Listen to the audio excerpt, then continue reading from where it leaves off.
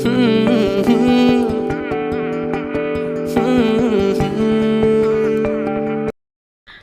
morning mayam. Ngasidi aigi ayukse asengmakisu good oire kaigino haidiko nahandagi ainane khorangna ngaijarakpa adudo ngasi ayuk ngantada phange mayam aduna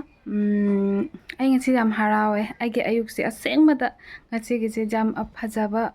ayukni ado ai hujikpudi cha loli to ai ngahak leiraga mayamdasu yenghalakke kari pusaino haido ga mamo ma khangna puraga lainabako ubada yam haraure ai ngontada tumo otpaga phangbaina yam haraure mayamgi support aina khatang tawjaman mayam punamakna nusibiduna ngona support tawbadugi maheidi kharadi phange mayam ado mayam yengbinasi ai chalol noraga kone ngalakke mayam pachaido. Hello mayam. Ai ngasi yam satina harawi kaigino haidine aina mayam kuibe matamdagi aina honajarakpa ko aduga mayamna engonda nusibiba support tawbiba mayamdo ngasidi ai mahai khatangusu phange do mayam ai ngontada laineba ko adudi adum ai haire anjana jandum haina laire adu mayam karino haibado mayamda yenghallagi mayam aduga aigi kaino thumbnail uragasu mi mayamna khangamgani adusu aisu hainingidana ko ado mayam yengsi kaino aido do mayamdo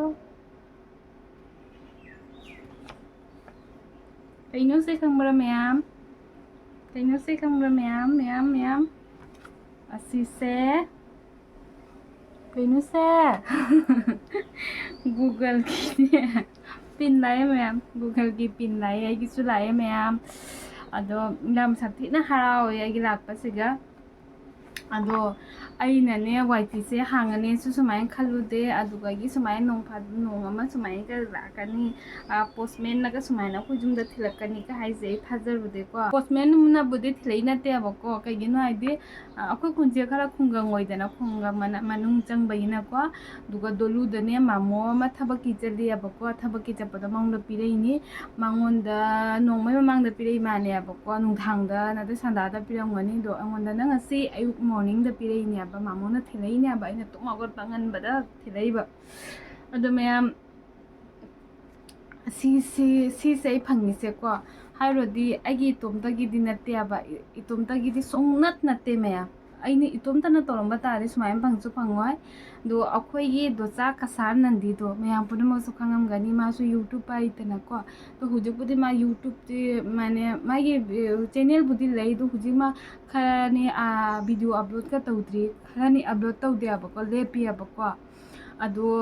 mana ne no mana hangbiri ne aba ye account che YouTube channel che mana hangbiri ni aina hangba so haite do aina hangya ne so khanju khande aba mana haiba mana ma hana hangbani na ko do mana hangaga do ka kuira kanda ko ma ba nang so ma channel ama hangwai do tu kanda ko mama se leite aba ko hiche oi jumda chakiba kanda mana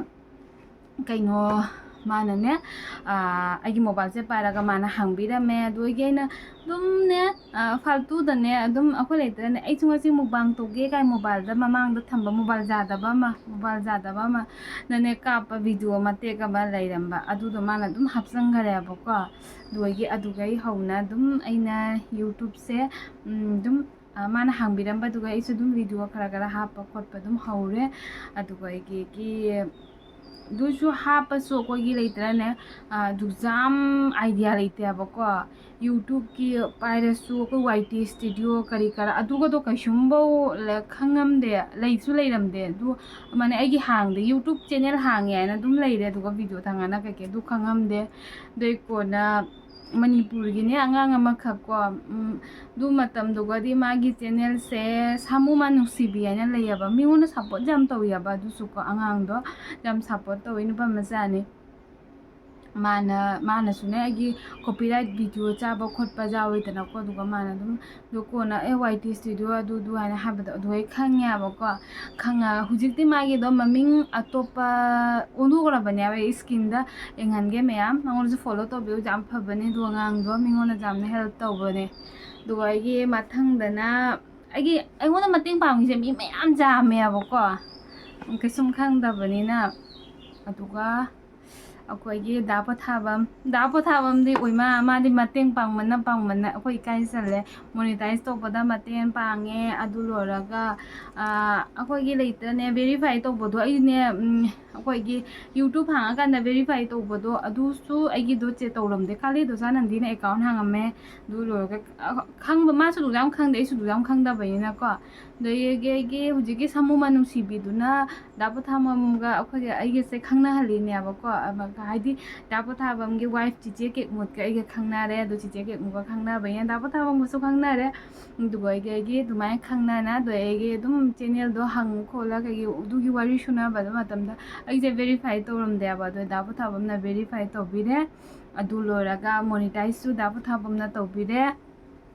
ꯃꯣꯅꯤꯇꯥꯏꯖ ꯇꯧꯕꯁꯨ ꯍꯩꯇꯦ ꯑꯩꯈꯣꯏꯁꯦ ꯈꯥꯂꯤ YouTuber ꯈꯪꯗꯦ ꯌꯨꯇ꯭ꯌꯨꯕꯔꯁꯨ ꯍꯥꯏꯅꯤꯡꯗꯗ ꯏꯁꯥ ꯏꯇꯣꯝꯇ ꯀꯩꯒꯤꯅꯣ ꯍꯥꯏꯗꯤ ꯀꯩꯁꯨꯝꯕꯧꯁꯨ ꯍꯩꯇꯕꯅꯤꯅꯀꯣ ꯗꯥ ꯄꯣꯊꯥꯕꯝꯅ ꯃꯣꯅꯤꯇꯥꯏꯖꯁꯨ ꯇꯧꯕꯤꯔꯦ ꯑꯗꯨ ꯂꯣꯏꯔꯒ ꯄꯤꯟꯃꯨꯛ ꯃꯣꯅꯤꯇꯥꯏꯖ ꯇꯧꯔꯕꯅꯤꯅ ꯍꯧꯖꯤꯛ ꯄꯤꯟꯃꯨꯛ $10 ꯑꯣꯏꯔ ꯄꯤꯟ ꯑꯦꯄ꯭ꯂꯥꯏ ꯇꯧꯕ ꯑꯗꯨꯁꯨ ꯍꯩꯇꯦ ꯑꯗꯨꯁꯨ ꯗꯥ ꯄꯣꯊꯥꯕꯝꯅ ꯇꯧꯕꯤꯔꯦ ꯑꯗꯣ ꯍꯧꯖꯤꯛ ꯃꯌꯥꯝ ꯁꯤ ꯄꯤꯟꯁꯦ ꯍꯥꯡꯉꯀꯥꯟꯗ ꯄꯤꯟ ꯅꯝꯕꯔ ꯊꯣꯛꯂꯛꯇꯣꯏꯗꯨꯁꯨꯀꯣ ꯗꯥ ꯄꯣꯊꯥꯕꯝꯗ ꯍꯪꯗꯣꯏꯅꯤ ꯑꯁꯤꯁꯨ ꯍꯩꯇꯦ ꯃꯌꯥꯝ ꯑꯁꯤꯁꯨ ꯍꯩꯇꯦ ꯑꯁꯤꯁꯨ ꯗꯥ ꯄꯣꯊꯥꯕꯝꯗ ꯍꯪꯗꯣꯏꯅꯦ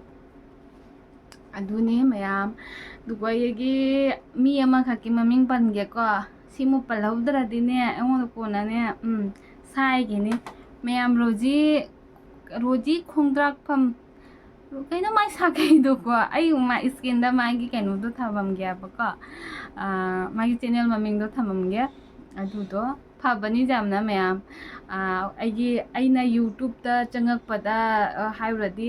ꯗꯣꯆꯥ ꯅꯟꯗꯤ ꯂꯩꯔꯦꯗꯅꯀꯣ ꯑꯗꯒꯤ ꯁꯥꯃꯨꯃꯥꯗꯣ ꯊꯣꯏꯕ ꯍꯥꯏꯅ ꯑꯩꯈꯣꯏ ꯑꯗꯨꯝ ꯀꯧꯋꯦ ꯃꯥꯒ ꯈꯪꯅꯔꯨꯔꯒ ꯔꯣꯖꯤꯁꯤꯅꯦꯕ ꯑꯩꯅꯒ ꯈꯪꯅꯩꯁꯦ ꯑꯗꯣ ꯌꯥꯝꯅꯁꯨ ꯐꯕꯅꯤ ꯃꯤꯒꯤ ꯃꯇꯦꯡꯁꯨ ꯄꯥꯡꯉꯤ ꯃꯥꯅ ꯑꯩꯉꯣꯟꯗ ꯃꯤꯒꯤ ꯂꯥꯏꯐ ꯆꯪꯕ ꯀꯔꯤ ꯀꯔꯥ ꯑꯩꯒꯤ ꯊꯥꯕ ꯈꯣꯠꯄꯗꯅꯦ ꯑꯩꯉꯣꯟꯗꯒ ꯋꯥ ꯍꯦꯟꯖꯟꯖꯥꯄꯣ ꯅꯠꯇꯦ ꯔꯣꯖꯤ ꯂꯩꯔꯤꯉꯩꯗ ꯑꯩꯉꯣꯟꯗꯒ ꯃꯤꯅꯒ ꯋꯥ ꯍꯦꯟꯖꯟꯖꯥꯄꯣ ꯅꯠꯇꯦ ꯃꯌꯥꯝ ꯅꯤꯡꯁꯤꯡꯉꯒ ꯌꯥꯝ ꯅꯣꯛꯅꯤꯡꯉꯦ ꯃꯤꯅꯒ ꯀꯩꯀꯩ ꯋꯥ ꯍꯥꯏꯕꯁꯦ ꯑꯗꯨꯝ ꯃꯥꯅ ꯇꯧꯈꯤꯗ꯭ꯔꯣꯕꯅꯤ ꯑꯩꯅ ꯋꯥ ꯉꯥꯡꯕꯒ ꯃꯊꯧ ꯇꯥꯄꯣ ꯅꯠꯇꯦ ꯌꯥꯝꯅ ꯅꯨꯡꯁꯤ ꯔꯣꯖꯤꯗꯣ ꯑꯩꯗꯤ ꯈꯪꯗꯦ ꯌꯨꯇ꯭ꯌꯨꯕꯇꯒꯤ ꯈꯪꯅꯔꯁꯨꯀꯣ ꯑꯗꯒꯤ ꯉꯁꯤ ꯐꯥꯎꯕ ꯎꯅꯗ꯭ꯔꯁꯨꯀꯣ ꯑꯩꯈꯣꯏꯕꯅꯤꯒꯤ ꯀꯩꯅꯣꯁꯦ ꯃꯔꯤꯁꯦ ꯑꯗꯨꯝ ꯏꯆꯤꯟ ꯏꯅꯥꯎ ꯂꯩꯇ꯭ꯔꯅꯦ ꯑꯩꯒꯤ ꯏꯅꯥꯎꯅꯨꯄꯤ ꯑꯗꯨꯃꯥꯏꯅ ꯃꯥꯁꯦ ꯑꯗꯨꯃꯥꯏꯅ ꯑꯣꯏꯌꯦꯕꯀꯣ ꯑꯗꯣ ꯑꯩꯈꯣꯏꯕꯅꯤꯁꯤꯗꯤꯅꯦ ꯖꯦꯁꯥ ꯋꯥꯁꯨꯅꯦ ꯉꯥꯡꯕ ꯌꯥꯏ ꯃꯉꯣꯟꯗ ꯑꯩꯅ ꯖꯦꯁꯥ ꯋꯥꯁꯨ ꯊꯤꯅ ꯉꯥꯡꯕ ꯌꯥꯏ ꯑꯩꯉꯣꯟꯗꯁꯨ ꯃꯥꯅ ꯖꯦꯁꯥ ꯋꯥ ꯊꯤꯅ ꯉꯥꯡꯕ ꯌꯥꯏ ꯑꯩꯈꯣꯏ ꯀꯩꯁꯨꯝ ꯁꯥꯎꯅꯗꯦꯀꯣ ꯑꯗꯣ ꯑꯩꯈꯣꯏꯕꯅꯤ ꯅꯣꯡꯇꯪ ꯑꯩꯈꯣꯏꯕꯅꯤꯅꯦ ꯑꯩꯅ ꯃꯥꯒꯤꯅꯦ ꯀꯩꯅꯣꯝꯃ ꯑꯐꯕ ꯍꯥꯏꯔꯣꯏꯑꯕꯀꯣ ꯑꯗꯨꯝ ꯋꯥꯔꯤ ꯁꯨꯅꯕꯗꯅꯦ ꯄꯨꯛ ꯐꯠꯇꯕꯤ ꯑꯗꯨ ꯑꯗꯥ ꯑꯗꯨꯃꯥꯏꯅ ꯃꯥꯅꯁꯨ ꯑꯩꯉꯣꯟꯗ ꯑꯗꯨꯃꯥꯏꯅ ꯑꯗꯨꯝ ꯍꯥꯏꯌꯦꯕꯀꯣ ꯃꯥꯅꯦ ꯈꯪꯉꯤ ꯑꯩꯈꯣꯏꯕꯅꯤꯃꯛ ꯃꯥꯅꯦ ꯑꯩꯈꯣꯏꯁꯦ ꯈꯔꯤ ꯃꯆꯤꯟꯗꯇꯅꯤ ꯃꯊꯃꯣꯏꯗ ꯑꯗꯨꯃꯥꯏꯅ ꯀꯩꯁꯨꯝ ꯈꯟꯗꯦ ꯍꯥꯏꯅꯀꯣ ꯑꯩꯈꯣꯏꯕꯅꯤꯃꯛ ꯁꯥꯎꯗꯦ ꯑꯗꯨꯒꯤ ꯑꯣꯏꯗꯤ ꯑꯩꯈꯣꯏꯕꯅꯤꯁꯦ ꯑꯃꯨꯛꯁꯨ ꯀꯧꯅꯔꯣꯏ ꯑꯃꯨꯛꯁꯨ ꯀꯧꯅꯅꯤ ꯀꯧꯅꯗꯦ ꯍꯥꯏꯔꯁꯨ ꯑꯗꯨꯝ ꯐꯣꯟ ꯇꯧꯅꯅꯤ ꯑꯗꯨꯗꯒꯤ ꯃꯦꯁꯦꯖꯁꯨ ꯑꯗꯨꯝ ꯊꯥꯅꯩ ꯀꯩꯁꯨꯝꯕꯨ ꯈꯪꯗꯦ ꯑꯩꯈꯣꯏꯕꯅꯤꯒꯤ ꯃꯔꯤꯁꯦ ꯀꯔꯤ ꯃꯔꯤꯅꯣ ꯈꯪꯗꯦ ꯑꯗꯨꯁꯨ ꯌꯥꯝꯅ ꯅꯨꯡꯁꯤ ꯑꯁꯦꯡꯕ ꯑꯗꯨꯒ ꯍꯥꯏꯔꯨꯔꯗꯤ ꯌꯨꯇ꯭ꯌꯨꯕꯇꯒꯤꯀꯣ ꯄꯩꯁꯥ ꯐꯪꯕ ꯐꯪꯗꯕꯀꯣ ꯁꯤꯒꯨꯝꯕ ꯅꯨꯡꯁꯤꯕ ꯏꯅꯥꯎꯅꯨꯄꯤ ꯏꯆꯦ ꯏꯕꯨꯡ ꯏꯄ꯭ꯋꯥ ꯑꯗꯨꯒꯨꯝꯕ ꯅꯨꯡꯁꯤꯕꯗꯤ ꯃꯌꯥꯝ ꯐꯪꯉꯦ ꯑꯗꯨꯒ ꯃꯌꯥꯝ ꯑꯩꯅꯦ ꯚꯤꯗꯤꯑꯣꯁꯦꯅꯦ ꯑꯇꯩ ꯃꯌꯥꯝꯁꯨꯀꯣ ꯑꯩꯉꯣꯟꯗ ꯃꯇꯦꯡ ꯄꯥꯡꯕ ꯃꯌꯥꯝ ꯂꯩꯌꯦꯕ ꯑꯩꯒꯤ ꯚꯤꯗꯤꯑꯣ ꯁꯤꯌꯔ ꯇꯧꯕꯤꯕ ꯑꯗꯒꯤ ꯚꯤꯗꯤꯑꯣ ꯊꯥꯡꯒꯠꯄꯗ ꯑꯗꯨꯝ ꯀꯩꯀꯩ ꯁꯨꯃꯥꯏꯅ ꯊꯥꯡꯒꯠꯂꯨ ꯍꯥꯏꯕꯁꯨ ꯃꯤ ꯃꯌꯥꯝꯂꯩꯌꯦꯕꯀꯣ ꯑꯗꯨꯁꯨ ꯃꯌꯥꯝꯁꯤꯡꯒꯤ ꯃꯃꯤꯡꯗꯣ ꯄꯟꯂꯛꯑꯗꯤꯀꯣ ꯑꯩꯒꯤ ꯚꯤꯗꯤꯑꯣꯁꯦ ꯄꯨꯔꯥ 24 ꯘꯟꯇꯥ ꯍꯦꯟꯈ꯭ꯔꯅꯤ 24 घंटा का नते मैम हेंगनी था अमा ओरने की वीडियो से अदुगी मैम पुनमकी ममिंग दी पंजलरोय अदुगी इचे मैम उपा मैम दोयगेगी इबुंग मैम दुबैगेगी इनाव मैम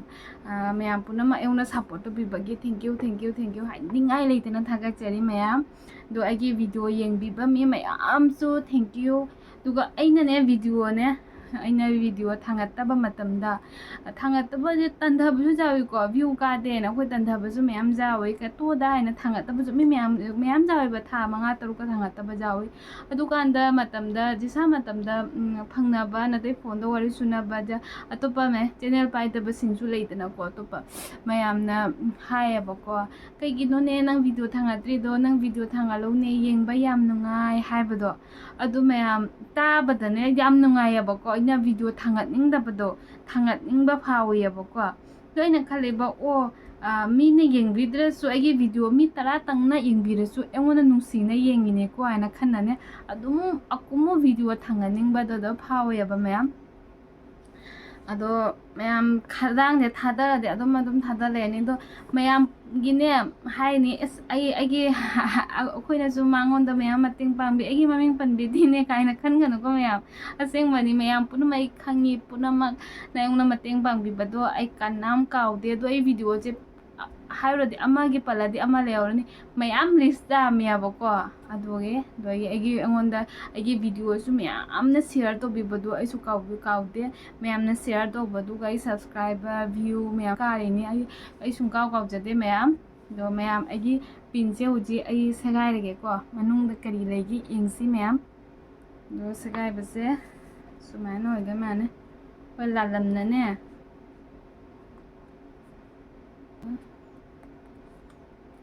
मैम सुमाइना होइमा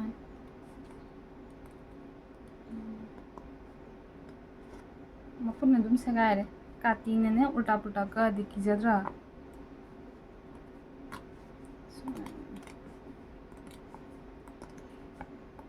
मैम दा येंगहलिने अबसिसे कगिनो आइदेने आइना पोलादने चेसे फंगागने करिनो करिसु जाउदे से कार्ड अमगा पिरेने ना खलेबको दुगा आइना यूट्यूब पे सर्च तौबदा कोना खंगाई बसिसे सगाइ दोइने ना तो मैम आइगे वीडियो से आइगुम्बा कंफ्यूज खंगदबा मी ओइरबा तादिको आइगे वीडियो जे nga खंगनियाबा सुमाइनम सगाइ दोइने हाइना खंगदोइनेबको अदुगी आइना असी वीडियो दा से सगाइनेबको मैम अइजु खंगदेबको आइना खलिबा कइसुमसु जाउदे करिनो सिदे आइगे एड्रेस ने लोरे आइना खलिबको कोना आइना यूट्यूब ते येंगबदा सि मनुंगदा चावेबा पिन दो दुने येंगसि ma'am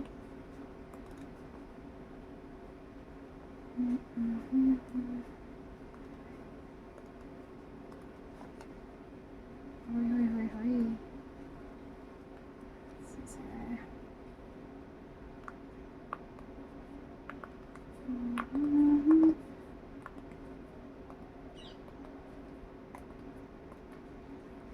Ulang thả rồi banyak ulang mana boleh.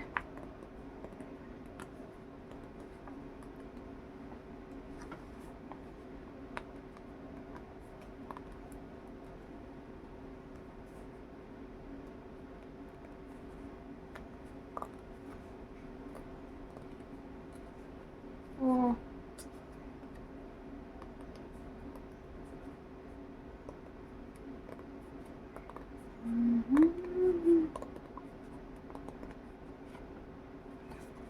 Serai besi jual ini.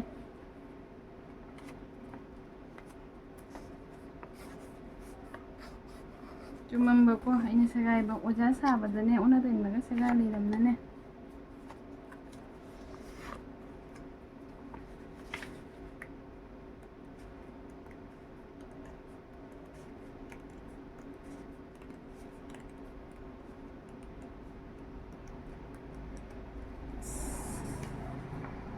Mayam segala ini.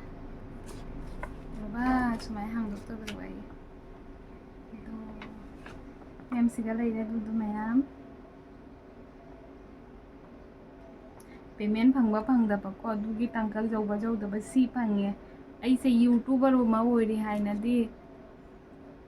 si che sina khangan drama ne mayam dori si de checksan na thamta are mayam se maina to duni mayam khangdaba mi mayam se ingoro ꯑꯩꯗꯤ ꯈꯪꯗꯅ ꯃꯊꯥ ꯌꯥꯝ ꯁꯥꯔꯨꯔꯦ ꯑꯗꯣ ꯃꯌꯥꯝ ꯁꯤꯒ ꯚꯤꯗꯤꯑꯣꯁꯦ ꯑꯩ ꯂꯣꯏꯁꯤꯟꯖꯔꯒꯦ ꯃꯌꯥꯝ ꯑꯩꯉꯣꯟꯗ ꯁꯞꯄꯣꯔꯠ ꯇꯧꯋꯤ ꯁꯨꯃꯥꯏꯅ ꯍꯧꯖꯤꯛ ꯁꯞꯄꯣꯔꯠ ꯇꯧꯋꯤ ꯁꯨꯃꯥꯏꯅ ꯑꯗꯨꯝ ꯇꯧꯕꯤꯌꯨ ꯃꯌꯥꯝ ꯑꯩꯉꯣꯟꯗ ꯅꯨꯡꯁꯤꯕꯤꯗꯨꯅ ꯁꯞꯄꯣꯔꯠ ꯑꯗꯨꯝ ꯇꯧꯕꯤꯌꯨ ꯃꯌꯥꯝꯒꯤ ꯁꯞꯄꯣꯔꯠ ꯅꯠꯇꯅ ꯑꯩ ꯀꯩꯁꯨꯝꯕ ꯇꯧꯕ ꯉꯝꯗꯦ ꯃꯌꯥꯝ ꯑꯗꯣ ꯚꯤꯗꯤꯑꯣ ꯑꯁꯤꯗ ꯑꯗꯨꯝ ꯂꯣꯏꯁꯤꯜꯂꯒꯦ ꯃꯌꯥꯝ ꯑꯗꯣ ꯃꯌꯥꯝ ꯈꯪꯉꯤꯗꯨꯅꯤ ꯑꯩꯒꯤ ꯚꯤꯗꯤꯑꯣ ꯅꯨꯡꯉꯥꯏꯕꯤꯕ ꯇꯥꯔꯗꯤ ꯀꯔꯤ ꯇꯧꯅꯤ ꯍꯥꯏꯕꯗꯣ ꯑꯩꯗꯤ ꯍꯥꯏꯔꯔꯣꯏ ꯀꯩꯒꯤꯅꯣ ꯍꯥꯏꯗꯤ ꯃꯌꯥꯝ ꯄꯨꯝꯅꯃꯛ ꯑꯩꯒꯤ ꯅꯨꯡꯁꯤꯕ ꯃꯤ ꯃꯌꯥꯝ ꯄꯨꯝꯅꯃꯛ ꯈꯪꯕꯅꯤꯅ ꯑꯩꯒꯤ ꯚꯤꯗꯤꯑꯣ ꯌꯦꯡꯉꯒ ꯅꯨꯡꯉꯥꯏꯕꯤꯕ ꯇꯥꯔꯗꯤ ꯀꯔꯤ ꯇꯧꯅꯤ ꯍꯥꯏꯗꯣ ꯑꯗꯨꯒꯤ ꯑꯩ ꯍꯥꯏꯔꯔꯣꯏꯀꯣ ꯑꯗꯨꯒꯤ ꯑꯩꯒꯤ ꯚꯤꯗꯤꯑꯣꯁꯦ ꯑꯁꯤꯗ ꯂꯣꯏꯁꯤꯟꯖꯔꯒꯦ ꯃꯌꯥꯝ ꯕꯥꯏ ꯕꯥꯏ